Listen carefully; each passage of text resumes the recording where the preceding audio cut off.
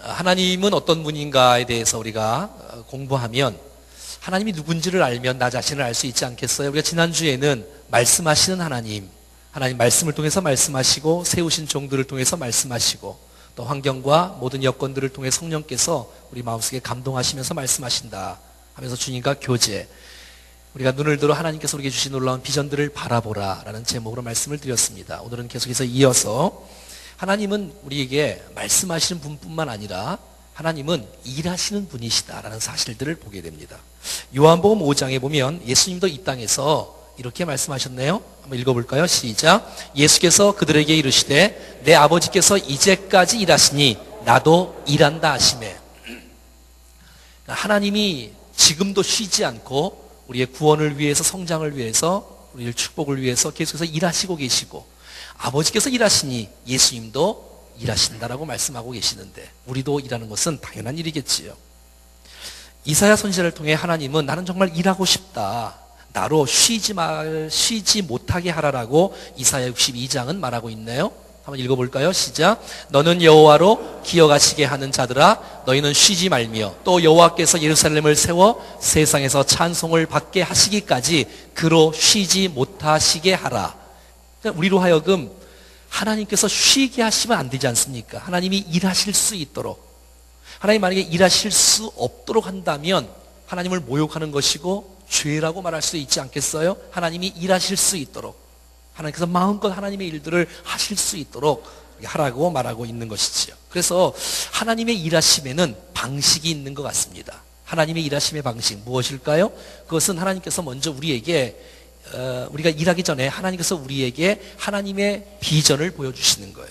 지난주에 보여주지 않습니까? 하나님의 약속을 주시는 거예요. 말씀을 주시는 거예요. 외로워 떨고 있는 아브라함에게 주님이 찾아오셔서 아브라함아 너는 일어나라, 가라, 약속의 땅을 내가 너에게 주겠다 말씀하시는 거예요. 그 약속의 말씀을 보고 우리로 하여금 그것을 바라보게 하고 그것을 분명히 보게 한 뿐만 아니라 그것을 우리가 시도하고 도전하고 나갈 때 그 놀라운 비전과 놀라운 약속들이 우리의 인생 가운데 부어지는 축복이 있을 줄로 믿습니다. 혼자 외로워 있는 그에게 주님이 찾아오셨어요. 그리고 말씀하는 거예요. 여러분, 우리가 비전을 보았단 말이에요. 약속을 들었단 말이지요. 주께서 우리를 쓰실 것에 대한 기대가 있단 말이에요. 우리의 가정을 향한, 우리의 자녀를 향한, 우리 목장을 향한, 우리의 사업을 향한, 우리의 교회를 향한 주의 놀라운 비전을 우리가 보았단 말이지요. 근데 여러분, 그림은 보았는데 나는 가만히 있다. 그러면 그 그림에 떡밖에 될 수가 없는 것이잖아요. 정말 일장 춘몽에 지나지 않는 거예요. 여러분, 바라만 보고 있지 말고 바라봤으면, 주님 우리가 내 말씀해 주셨으면, 우리에게 은혜를 주셨으면, 비전을 주셨으면 그 비전을 이루며 살아가는 복된 신명들 될 수 있기를 축복합니다. 자, 한번 생각해 봐요. 우리가 이제 다리가 두 개가 있지 않습니까? 다리가 두 개 있는데 하나는 비전의 다리라고 말할 수 있어요. 한번 따라해볼까요? 비전의 다리. 하나는 모험과 도전의 다리 아니겠습니까? 그래서 우리가 비전을 보았다면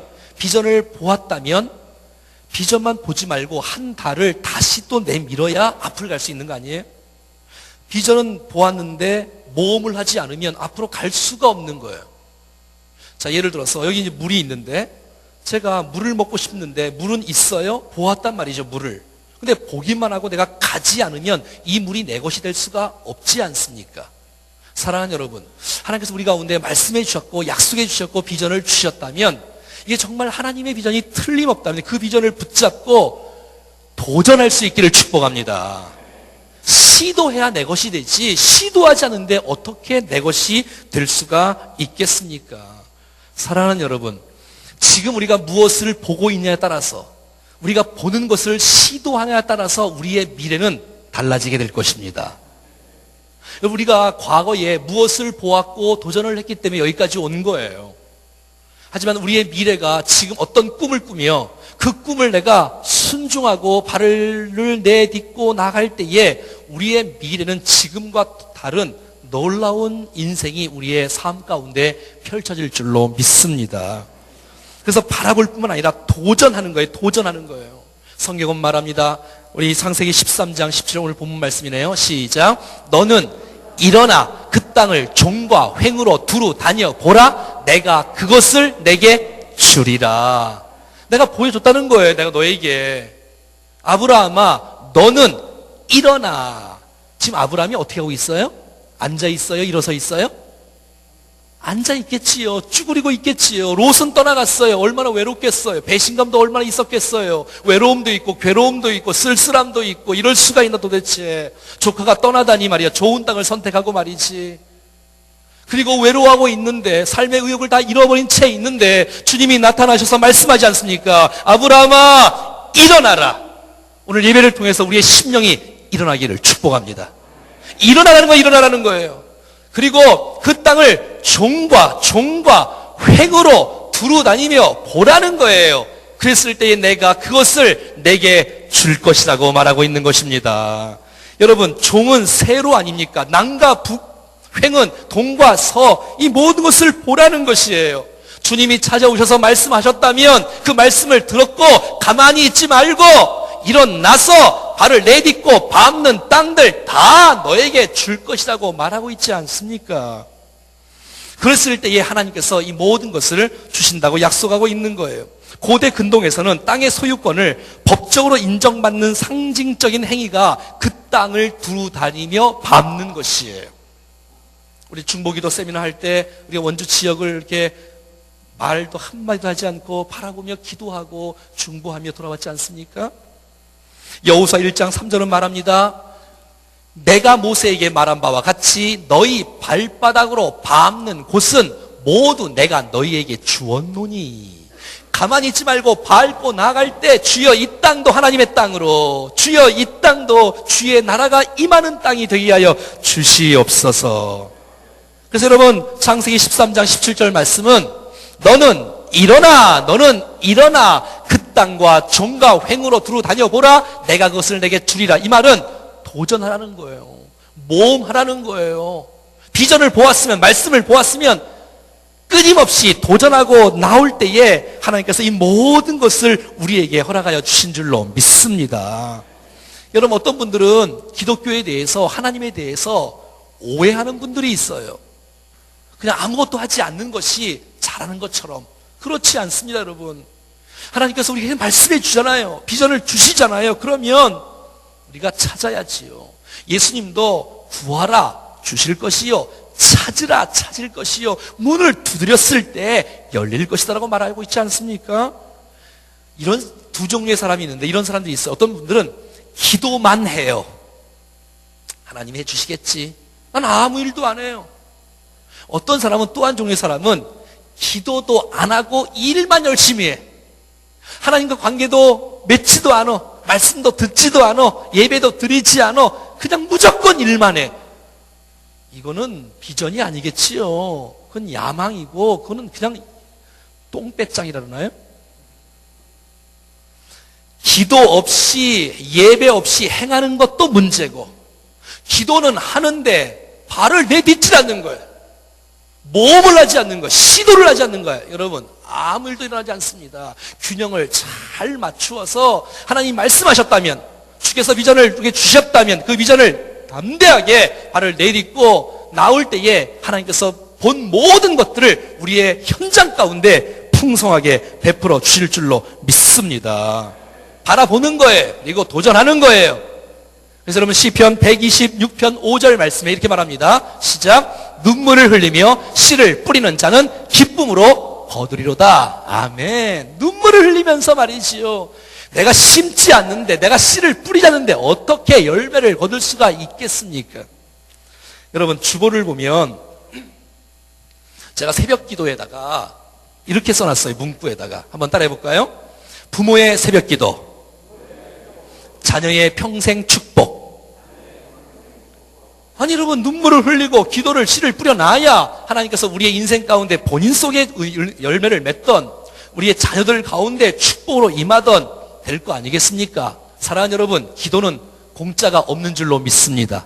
부모의 기도가 자녀를 살릴 것입니다. 무슨 말인지 아세요? 새벽에 기도하자고. 아니 내가 심지 않는데 내가 뿌리지 않는데 열매를 거둔다고 말하는 이건 정말 불안당이라나 불안당? 땀도 안 흘리고 열매를 거두려고 하는 그런 나쁜 마음들. 사랑하는 여러분, 우리가 함께 심고 또 심고 비전을 보았으면 내가 정말 시도하고 함께 모험했을 때에 하나님의 축복이 우리 가운데 주어진다는 사실들을 보게 되어져요. 아무리 꿈이 좋아도, 아무리 꿈이 화려하고 아름다워 보여도, 막 환상적으로 감동이 있는 이런 비전이 있어도, 여러분, 시도하지 않는데, 내가 순종하지 않는데, 내가 모험하지 않는데, 그것은 그냥 하나의 그림의 떡에 불과한 수밖에 없다는 것이지요. 그래서 아브라함에게 일어나라. 너는 종과 행으로 다녀봐라. 동과 서와 남과 북을 다녀보라. 내가 그 땅을 내가 너에게 줄 것이다. 사랑하는 여러분, 한번 묻겠습니다. 대답해 보세요. 여러분 개인에게 하나님의 비전이 있습니까? 없습니까? 아유 주여. 여러분 가정에게 하나님께서 여러분 가정을 쓰신다는 꿈이 비전이 있습니까? 여러분의 목장을 향한 꿈이 있습니까? 여러분 우리 교회를 향한 놀라운 비전이 있습니까? 여러분의 목장을 향한, 여러분의 개인과 사업을 향한 그 비전이 정말 있다면 시도하지 않고 주저앉아 있으면 아무 일도 일어나지 않습니다. 일어나라고 말하는 거예요. 밟으라고 말하는 거예요. 그래야 땅을 차지할 수 있지, 시도하지 아니하면 어떤 것도 차지할 수 없을 뿐만 아니라 우리의 영혼이 망가집니다. 우리의 영혼이 식습니다. 병듭니다. 나약해집니다. 고인물이 썩듯이 도전할 때에 살아나는 역사가 낫지 않겠어요? 안주하면 안 되는 거예요. 여러분 성경의 역사를 보면 다윗 같은 사람이 언제 넘어졌지요? 골리앗과 싸울 때, 전쟁에서 싸울 때, 그럴 때 넘어진 것이 아니라 나라가 잘 될 때, 늦잠 잘 때, 할 일 없어 옥상을 거닐다가 넘어지는 거예요. 사랑하는 여러분, 그래서 여러분 우리가 하나님의 꿈을 바라보며 끊임없이 도전할 수 있기를 축복합니다. 여러분 사도 바울 같은 사람은 디모데 전서 4장 7절 말씀에 그의 인생을 한마디로 요약을 했어요. 한번 읽어볼까요? 시작. 나는 선한 싸움을 싸우고 나의 달려갈 길을 마치고 믿음을 지켰으니. 사도 바울은 주님을 만난 이후에 내가 선한 싸움을 싸웠다는 거예요. 인생 마감할 때에 나의 달려갈 길을 마쳤다는 거예요. 주님께서 부여하신 그 비전, 주님께서 부여하신 뜻을 힘써 나갔다고 말하고 있는 거예요. 여러분 사도 바울은 주님을 만난 이후에 이 거룩한 하나님의 꿈을 갖고 비전을 갖고 에베소로, 골로새로, 또 고린도로, 또 로마로, 또 안디옥으로 계속해서 다니면서 가는 곳마다 교회를 세우고 복음을 증거하는 하나님의 사람이 됐기에 하나님께서 그를 마음껏 쓰신 것이 아니겠습니까? 많은 사람들은 하나님을, 교회를 오해하면서 하나님은 아무것도 하지 않는 게 좋은 것 같아. 왜? 10계명 중에도 뭐뭐하지 말라, 뭐뭐하지 말라, 뭐뭐하지 말라, 뭐뭐하지 말라. 여러분 10개 계명 중에서 하지 말라는 게 몇 개지요? 네. 하라는 건 몇 개지요? 하라는 건 몇 개? 입 좀 벌려봐. 하라는 건 몇 개? 하지 말라는 건? 그러니까 안 하는 게 다 좋은 줄 알지만 여러분 적극적으로 왜 빛의 역할을 감당해야 되며 소금의 역할을 감당해야 되지 않겠어요? 이 거룩한 주의 날 아무것도 하지 않고 가만히 있는 게 주일이 아니라 마음껏 예비하고 온 마음을 다하여 하나님을 찬송할 수 있기를 축복합니다. 그럼요, 마음 다해 복음을 전하고 함께 봉사하고 함께 사랑하고 함께 교제하고, 그게 주일이지 아무것도 하지 않고 가만히 있는 게 주일이 아니지 않습니까? 사람들이 왜 도전을 못하지요? 여러분 사람들이 왜 모험을 못하지요? 두려우니까. 여러분 혹시 어르신분들은 변화를 두려워하잖아요. 변화를 싫어하잖아요. 왜? 내가 지금까지 살아왔던 삶의 방식이 아니니까. 또 다른 걸 또 배워야 되고 또 두려워, 긴장도 되고 손해볼 것 같고. 사랑하는 여러분, 제가 지난주에 말씀드렸지요? 꿈이 있는 사람이 젊은 사람이에요. 여러분 우리 사랑하는 청년들, 젊은이들, 그럼 젊은이들 하면 벌써 바카스 이거 아닙니까? 이 열정이 있고 말이 좀 도전하고 그래야지 청년들에 대해서 비실비실하면 그게 청년입니까? 사랑하는 여러분, 우리 모두는 다 하나님의 거룩한 비전을 붙잡고 끊임없이 도전하고 시도할 수 있기를 축복합니다. 여러분, 도전하지 않으면, 모험하지 않으면 어떠한 결과물도 우리에게, 우리 손에 쥐어지는 것이 없습니다, 여러분. 우리의 개인도, 우리의 가정도, 우리의 교회도 하나님의 비전들을 바라보며 끊임없이 도전하는 우리 모두가 될 수 있기를 축복해요. 여러분, 한 장 앞으로 한번 딱 넘겨보세요. 한 장, 창세기 12장 4절인데 시작. 이에 아브라함이 여호와의 말씀을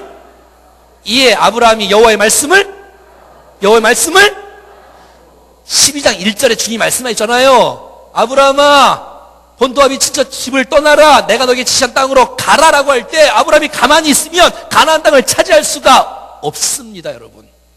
주께서 말씀해 주셨다면 하나님 말씀을 따라가야지. 할렐루야.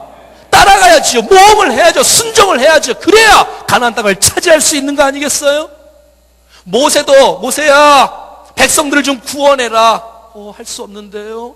여러분, 모세가 안 내려가면 백성들이 구원이 안 됩니다. 물론 하나님이 일을 하시지만 나중에 모세가 출애굽기 4장 20절 말씀에 애굽으로 내려가는 거예요. 그랬을 때에 이스라엘 백성들을 출애굽하는 놀라운 역사의 주역으로 쓰임받는 줄로 믿습니다. 여호수아도, 엘리야도, 모세도, 바울도, 다윗도, 성경의 모든 사람들은 주의 비전을 보았으면 전진하고 나갈 때에 땅을 차지하는, 은혜를 체험하는 놀라운 축복이 있었던 것입니다. 여러분, 지금 눈이 와서 치악산이 너무 아름다울 뿐만 아니라 배부릉산인가? 이거 뒤에만 봐도 너무너무 아름다워. 여러분, 정복해야 정상에 올라가는 거예요. 바라보면 안 올라가요? 못 올라가요? 정상에 발을 내딛고 올라가야지요. 봤으면, 좋다면 올라가야지요. 그게 내 것이 되지. 비행기를 하늘을 나르는 것도 여러분 모험하고 도전했기 때문에 쟁취하는 거 아니에요? 달나라도 계속 도전하니까 정복된 것이 아니에요? 가만히 있으면 안 되는 거예요. 윌리엄 캐리가 여러분 이런 말을 하지 않습니까? 한번 따라해볼까요? 하나님을 위해 위대한 일을 기대하라.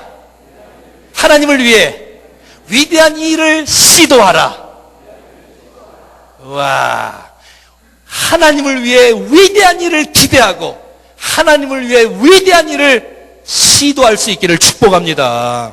그래서 여러분, 윌리엄 캐리도 복음의 그 능력을 받았기에, 하나님의 마음을 알았기에, 영원 사랑하는 마음이 있었기에 인도로 가지 않습니까? 허슨 테일러도 중국의 부름을 받고 비전을 보았다면 중국으로 가지 않습니까? 그래야지 중국을 선교하지. 짐 엘리엇도 아우카 인디안들을 위해서 가지 않습니까? 여러분, 전도하지 않는데 어떻게 열매를 맺을 수 있겠어요? 우리가 선교하지 않는데 어떻게 열매를 맺을 수가 있겠습니까? 여러분, 비전을 보았다면 입술을 벌리고 손을 내뻗치고 발을 내딛고 믿지 않는 사람들을 만나는 아름다운 역사가 있기를 축복합니다. 그래야 열매를 얻을 수가 있는 것이에요. 도전하는 것 참 아름다운 거예요. 옆 사람 손 한번 딱 붙잡아봐요. 이렇게 말해볼까요? 도전하는 것은 참 아름답습니다. 시작. 이게 아닌데 다시. 도전하는 사람은 참 아름다운 사람입니다. 시작. 그게 아름다운 거예요. 비전을 바라보고 정말 순종하고 나갈 때에 정말 아름답고 귀하고 멋진 인생이 아니겠습니까? 끊임없이 도전하는 인생들이 될 수 있기를 축복합니다. 아브라함은 주의 말씀을 받은 이후에 곧바로 순종하여 행동으로 옮기기 시작합니다. 18절 창세기 13장 시작. 이에 아브라함이 장막을 옮겨 헤브론에 있는 마므리 상수리 수풀에 이르러 거주하며 거기서 여호와를 위하여 제단을 쌓았더라. 여러분, 헤브론까지 간 거예요. 아브라함은 순종하여 텐트를 걷었습니다. 이삿짐을 쌌습니다. 장막을 옮겼습니다. 헤브론까지 간 거예요. 여러분, 예루살렘은 해발 800m입니다. 근데 헤브론은 가장 높은 해발 1000m 정도 있는 거예요. 지역이 말이에요. 가장 높은 곳에 가는 거예요. 방어적인 의미도 있지만 그 높은 곳에서 여러분 좌우 동서남북을 바라보는 거예요. 비전을 보고 비전을 계속해서 키워가는 거예요. 키워가는 거예요. 그것이 바로 헤브론 땅이었어요. 사랑하는 여러분, 난 우리 교회가 헤브론 땅이 됐으면 좋겠어요. 우리 교회 오면 비전을 보는 거야. 할렐루야. 교회에서 말씀을 듣고 찬양하고 기도하다 보면 그 꿈을 계속해서 키워가는 거야. 꿈이 쉽지 않고 말이지요. 할렐루야. 사랑하는 여러분, 여러분의 인생의 헤브론이 도대체 어디입니까? 어디서 있어야 하나님의 비전을 계속해서 볼 수 있는 위치가 도대체 어디인가 말이죠. 아브라함은 이 헤브론에 가자마자 한번 따라해 볼까요? 여호와를 위하여 제단을 쌓았더라. 이야, 거기서 짐승을 잡았어요. 그리고 돌 제단을 쌓았어요. 그리고 주님 앞에 죽여서 제단을 쌓았어요. 제사를 드렸어요. 이야, 멋지지 않습니까, 여러분? 여러분, 아브라함은 하나님 말씀에 순종하자마자 헤브론으로 딱 옮겨서 주위를 바라보는데 제일 첫 번째 한 것이 예배였다는 사실이에요. 사랑하는 여러분, 왜 아브라함은 하나님의 음성에 순종하면서 첫 번째 예배를 드렸을까요?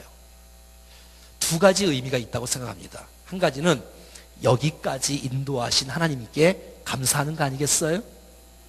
하나님, 나를 인도해 주신 에베네셀 하나님을 찬양합니다.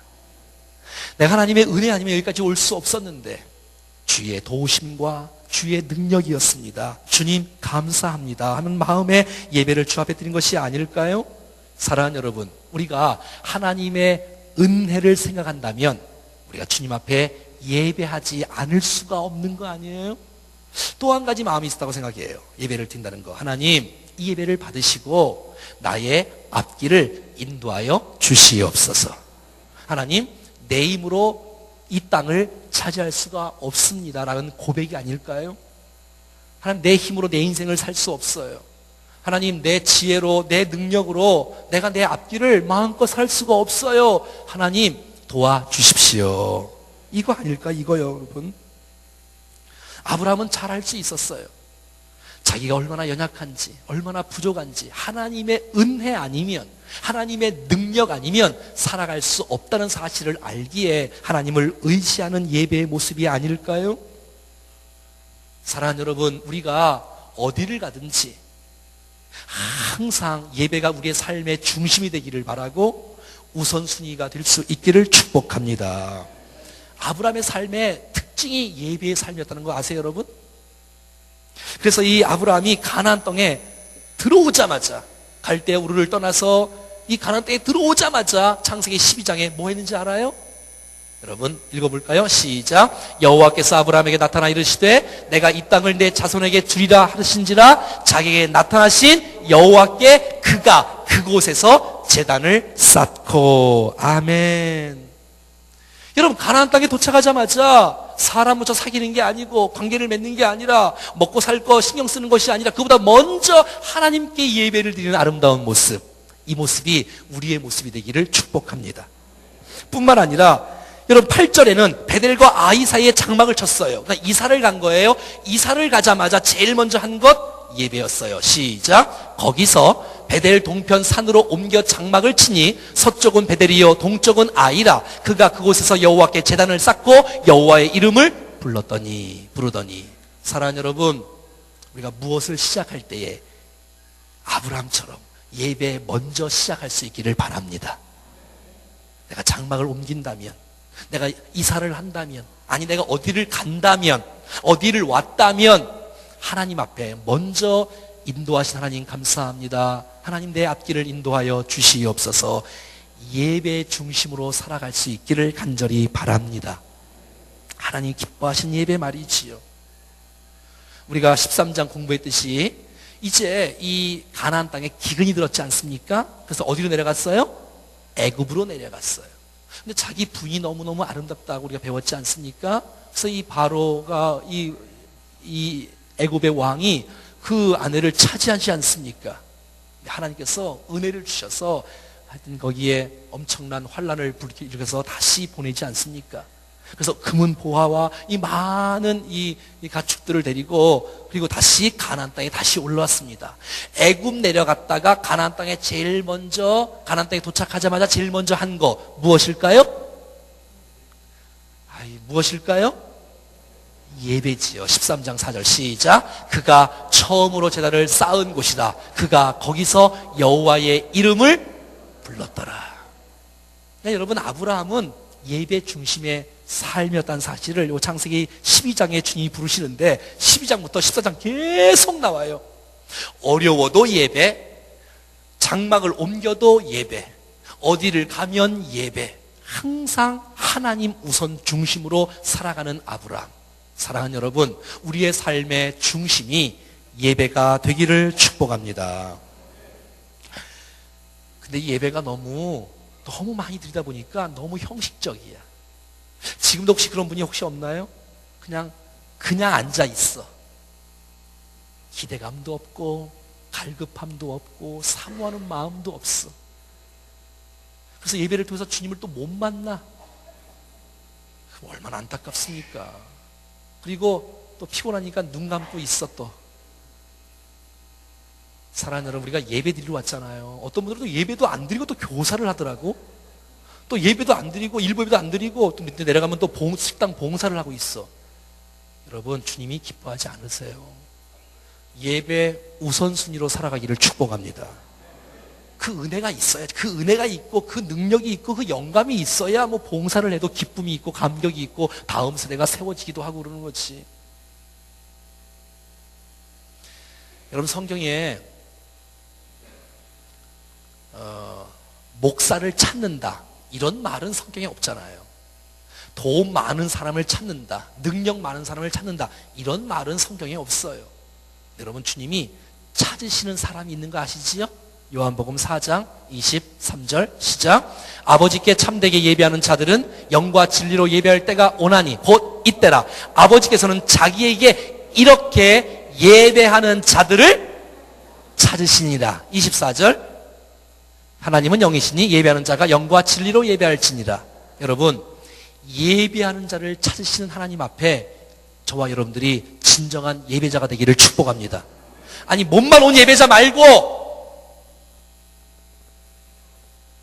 내 마음도 오고 내 생각도 하나님께 예배할 때 집중하는 예배.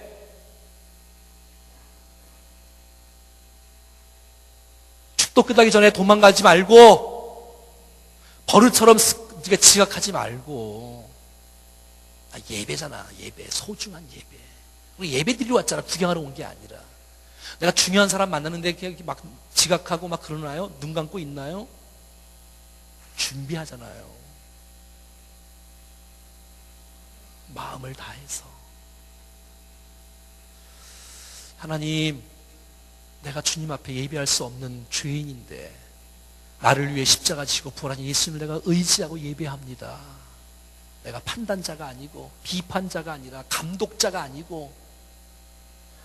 여러분, 설교자도 마찬가지고 우리 모두가 다 하나님 앞에 진정한 예배자로 우뚝 설 수 있기를 간절히 바랍니다.